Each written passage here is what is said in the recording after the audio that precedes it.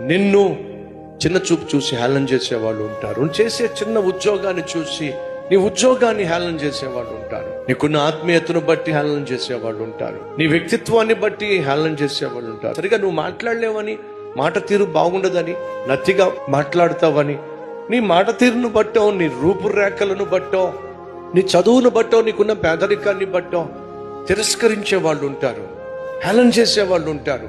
అలా వాళ్ళు నిన్ను హేళన చేస్తున్నప్పుడు, తిరస్కరిస్తున్నప్పుడు, గేలి చేస్తున్నప్పుడు, చిన్న చూపు చూస్తున్నప్పుడు, న్యూన్యతా భావంతో, ఇన్ఫీరియారిటీ కాంప్లెక్స్తో నువ్వు మరింతగా కృంగిపోయి, నిరాశ నిస్పృహకు లోనైపోయి, లేనిపోని రోగాలు కొని తెచ్చేసుకొని డిప్రెషన్లోకి వెళ్ళిపోయి చచ్చిపోవచ్చు.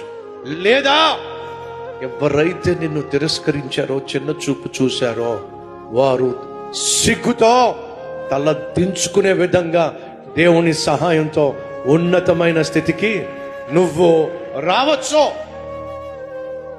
అది దేవుడు కోరుకుంటున్నాడు. తమ్ముడు వింటున్నావా? చెల్లి వింటున్నావా? ఈరోజు ఈ మాట దేవుడు నీకే చెప్తున్నాడు.